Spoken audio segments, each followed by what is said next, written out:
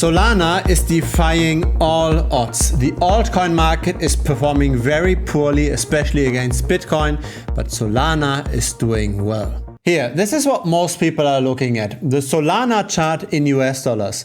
But I think it's much better to look at comparisons. You want to compare performance across different crypto assets because that's in the end what your capital is competing for, right? You have to look at opportunity costs. If you take on more risk than simply by buying Bitcoin, then you have to expect more return. And when Bitcoin goes up, the altcoins go up as well. And when Bitcoin goes down, the altcoins go down as well.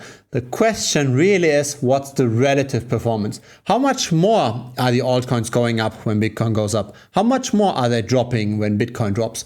What's the relative performance? Now, once we look at those relative performances, we can do this relative to Bitcoin or to Ethereum or in the grand scheme of the crypto market. We're going to look at all of this.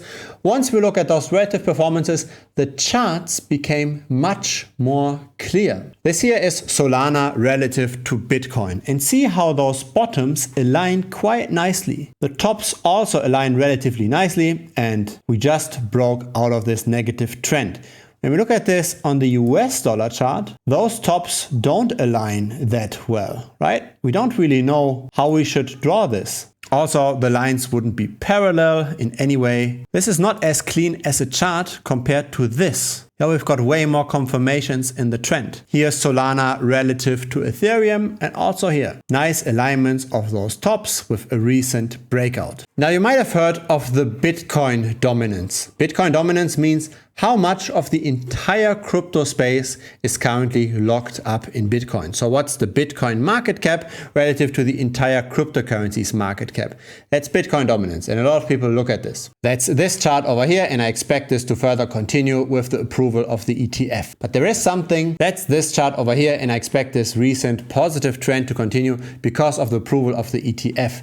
Now there's something similar for Solana. This is Solana dominance. And again, it was on a downwards trend and is recently breaking out. It looks like Solana can recover from this FTX debacle. Now, why is this so impressive? It's impressive because when we look at the altcoin dominance, so all of the altcoins as a fraction of all of crypto, this is actually going down. So this here is total 3 divided by total. Total being the cryptocurrency market cap, total 3 being cryptocurrency's market cap except Bitcoin and Ethereum. So we look at the altcoins as a fraction of all of crypto. And this is rather either going sideways or going down. Again, this is the altcoin dominance. This is the Solana dominance. Solana dominance going up, altcoin dominance going down. So really, Solana isn't necessarily going completely in tandem with the altcoin market. Solana can recover despite this very hostile environment. Now, for completeness sake, I want to share the best moving average for Solana because you can time this, right? There's ways to time those ups and downs. You take a moving average, you go short whenever we are below, you go long whenever we are above. You can try to ride those waves to a degree. But then the question is always, what's the best moving average? Is it the 50-day? Is it the 100-day? What's the best moving average, at least historically, for Solana to time those ups and downs? We can make a backtest and we can simulate buying and selling based on different moving average durations. I do that frequently on this channel, and here we've got the result for Solana. Buying and holding would have given us 167% per annum. So the data here starts in April of 2020, goes all the way to today. And there are plenty of moving averages that outperform buying and holding. For example, the 63 exponential moving average, or even better, the 165-day exponential moving average. So let's look at that 63 EMA and 165-day EMA. Those have been historically the best.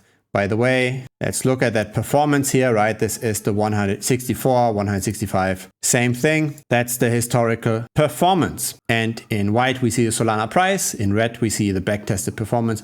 We do have trading fees in here, 0.2%. We do also go short whenever the price is below. So we bet on rising prices when we are above. We bet on falling prices when we are below. And when Solana is rising, this is mimicking the price movements quite nicely. When it's falling, then we are going short and also outperforming. So that's then what this looks like in the chart. Both of those exponential moving averages, which are currently at roughly 23.4 to 22.2 US dollars. So because of this recent very quick rally, we could still drop another 27% even and still be bullish. In the end, Solana is still quite volatile. I found this quite fascinating. So there seems to still be pockets within crypto where some altcoins can outperform.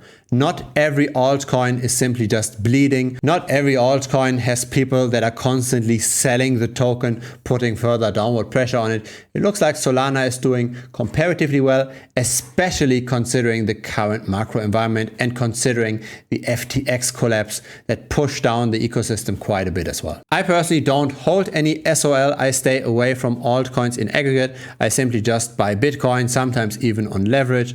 I might get into altcoins more once there is a rotation happening. Once Bitcoin is close to its all-time high again and people are looking for the next BTC, that's probably when we see altcoins in aggregate going up. Now Solana is still fighting against the overall environment. Let's bring this discussion further in Telegram. The link is down below.